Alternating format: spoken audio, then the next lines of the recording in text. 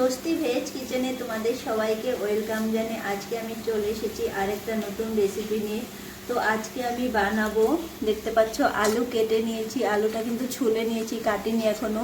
তো আমি ঘরে আজকে বানাবো স্পাইরাল পটেটো। কি করে ঘরেই বানাতে হয় সেটাই আমি তোমাদের করে দেখাবো। তো চলো বন্ধুরা, আমি কি করে সেটা বানাই প্রথমের থেকে শেষ অবধি তোমরা ভিডিওটা দেখবে, আশা করছি তোমাদের ভীষণ ভালো লাগবে।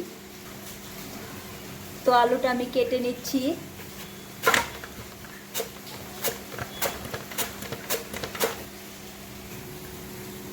তো দেখতে পাচ্ছ আমি কিন্তু আলুটা কেটে নিয়েছি। এইভাবে কেটে নিতে হবে, একেবারে পাতলা পাতলা করে এই মেশিন দিয়ে আমি কেটে নিয়েছি। তো সবগুলো আলু এইভাবে আমি কেটে নেব, সবগুলো আলু কেটে তারপর তোমাদের আবার দেখাচ্ছি। তো দিয়ে দিলাম 1 কাপ কর্নফ্লাওয়ার, চালের গুঁড়ো। তো এখানে আমি দেব পরিমাণ মতো নুন দিয়ে দিলাম হলুদ পরিমাণ মতো, আর দিচ্ছি কাশ্মীরি লঙ্কার গুঁড়ো। এবার আমি ভালো করে এটা মিশিয়ে নেব জল দিয়ে।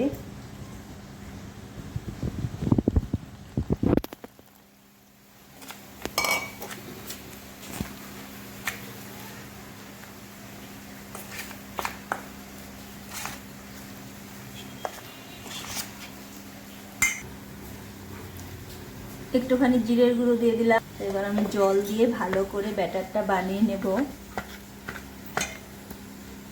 ব্যাটারটা কিন্তু একটু পাতলা হবে, একেবারে ঘন হবে না।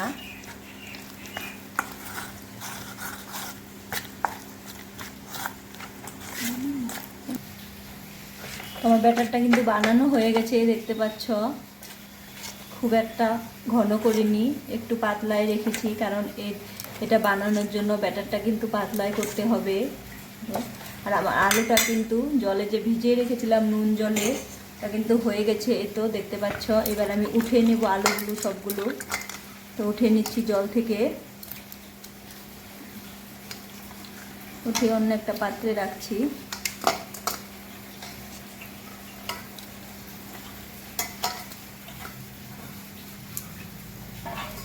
তো এবার আমি এখানে কয়েকটা কাঠি নিয়ে নিয়েছি। তো দেখতে পাচ্ছ, এই কাঠিতে আমি আলুগুলো গেঁথে তারপরে কিন্তু স্পাইরাল পটেটোটা বানাবো। তো আমি কিভাবে কাঠিতে গাঁথি তোমরা দেখো ভালো করে, প্রথমের থেকে শেষ অবধি দেখবে। তো আমি এতটা বড় করব, বেশি বড় করব না, কারণ কড়াইতে কিন্তু জায়গা হবে না। আমি এতটা পরিমাণে বড় করব। তো দেখতে পাচ্ছ এত করেছি। তো এবার আমি কাঠিতে আলুগুলো গেঁথে দেব। তো এইভাবে গেঁথে দেব।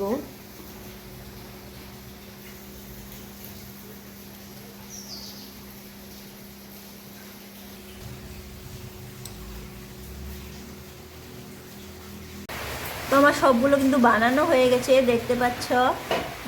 একটা আমি এমন করে বানিয়েছি, দেখতে পাচ্ছ কতটা সুন্দর হয়েছে দেখতে। আর একটা করেছি এরকম করে। তো এবার আমি ব্যাটার লাগিয়ে তারপর কিন্তু ভাজিটা করব। তো চলো বন্ধুরা, গ্যাসটা এবার অন করে নিই। তো গ্যাসটা অন করে দিলাম, করে কড়াইটা বসিয়ে দিলাম। কড়াইটা এবার গরম হলে তারপর আমি তেল দেব। তো আমি পটেটোর মধ্যে আলুটা ব্যাটারটা দিয়ে দিচ্ছি, ব্যাটারটা ভালো করে লাগিয়ে দেব। সবগুলো আলুতে জানি লাগে ব্যাটার, এমন করে দেব। চামচ দিয়ে দেবে, তাহলে কিন্তু খুবই ভালো হবে। আমি যেভাবে বানালাম তোমরা বাড়িতে একবার ট্রাই করবে। এটা খেতে কিন্তু অনেকটা ভালো লাগে, ছোট থেকে বড় এটা কিন্তু পছন্দ করবে না এমন লোক কিন্তু কমই আছে। তো সবাই এটা ভালোবাসে খেতে। তো দেখতে পাচ্ছ খুব সুন্দরভাবে আলুর গায়ে কিন্তু ব্যাটার লেগে গেছে। আর এতক্ষণে আমার কড়াইটাও গরম হয়ে গেছে। তেলটা দিয়ে দিচ্ছি কড়াইতে। এটা ভাজি করার জন্য অনেকটা তেল লাগে, তো আমি দিয়ে দিলাম। এবার তেলটা গরম হতে হতে আমি আরেকটা পটেটোর মধ্যে ব্যাটারটা লাগাবো। তো আমি আরেকটা আলু নিয়ে নিলাম এখানে।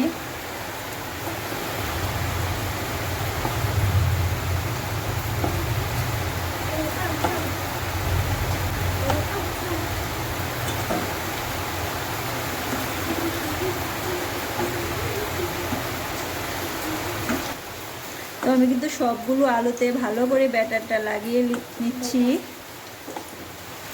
খুব সুন্দরভাবে, একটুখানি বাকি না থাকে, খুব সুন্দরভাবে লাগিয়ে নিলাম। এতক্ষণ আমার তেল কিন্তু গরম হয়ে গেছে কড়াইতে। তো তেলে এবার আমি পটেটো দিয়ে দেব। এবার আমি তেলে দিয়ে দিচ্ছি, খুব সাবধানে দিয়ে দিলাম।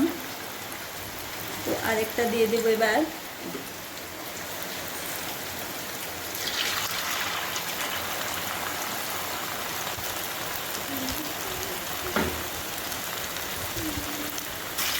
তিনটে দিয়ে দিলাম একসাথে।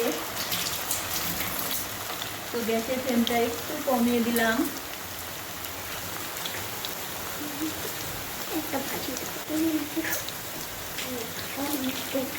ভালো করে উল্টে উল্টে ভাজিটা করতে হবে। তো এক পিঠে কিন্তু ভাজি হয়ে গেছে। তো আমি আরেকটা পিঠ উল্টে নিলাম।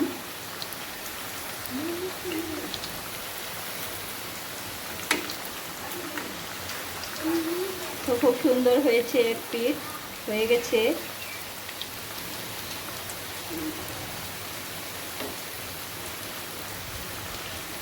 তো আমার ভাজিটা করা কিন্তু হয়ে গেছে, দেখতে পাচ্ছ এতটা সুন্দর হয়েছে, খেতেও কিন্তু অনেকটা ভালো লাগবে। তো নামিয়ে নিচ্ছি।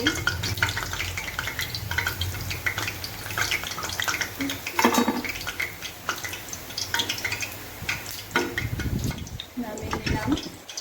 তিনটে ভাজি করা হয়ে গেছে। এবার আমি এখান থেকে সস দিয়ে দেবো।